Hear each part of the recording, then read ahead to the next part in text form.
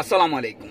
বাংলাদেশ সেনাবাহিনীকে নিয়ে আমরা বাঙালি জাতি অনেক গর্ব করতাম। শুধু বাঙালি জাতি না, পৃথিবীর যতগুলো রাষ্ট্র আছে ওই রাষ্ট্রের প্রতিটা জনগণ তাদেরকে নিয়ে গর্ব করে। অথচ আমাদের বাংলাদেশের সেনাবাহিনীকে নিয়ে আমরা এখন ঘৃণা করতে শুরু করেছি, তাদের মুখে থুতু ছিটাতে শুরু করেছি। লজ্জাজনক। এই সেনাবাহিনীকে নিয়ে আমরা একটা সময় গর্ব করতাম।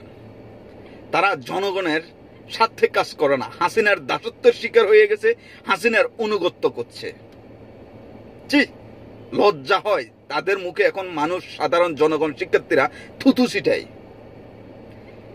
তারা তাদের 57 জন অফিসার মেরে ফেলছে হাসিনার আমলে, তারা বাল্টা ফালাইতে পারে নাই। আর সাধারণ জনগণের কি করবে, তাদের পাশে কতটুকু দাঁড়াবে আমার বোধগম্য নয়।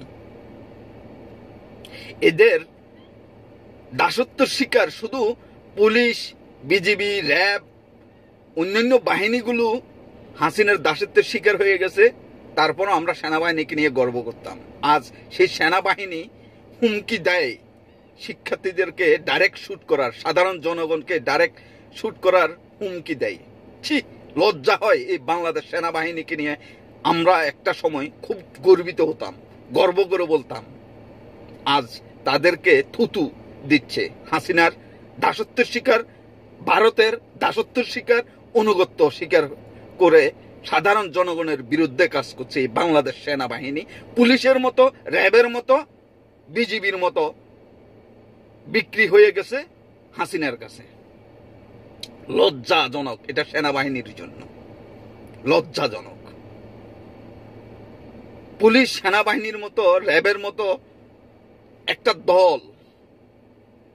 একটা দলের কিভাবে দাসত্বের শিকার হতে পারে? সাধারণ জনগণের টাকায় তারা তাদের ফ্যামিলি চলে, পোশাক গাইয়ে দিয়ে যে রাষ্ট্রের কাজ করে না, একটা নারীর শুধু দাসত্বের শিকার হয়,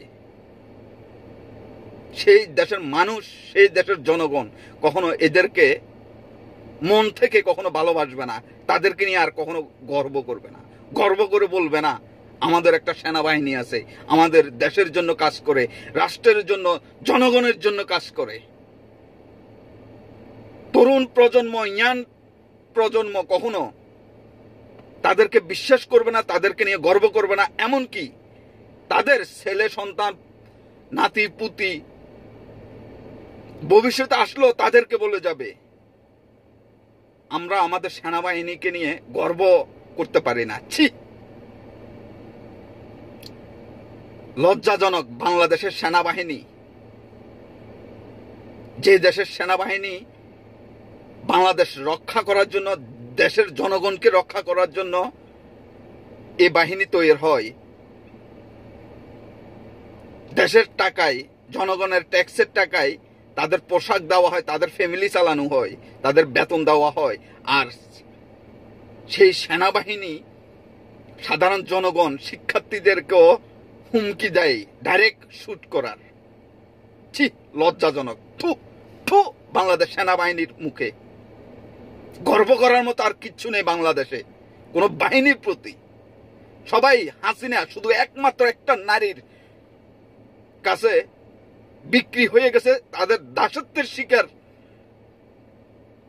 তাদের অনুগত্য করে সাধারণ জনগণ, শিক্ষার্থীদের বিরুদ্ধে কাজ করছে। লজ্জাজনক, লজ্জাজনক। ধন্যবাদ সবাইকে, ভালো থাকবেন।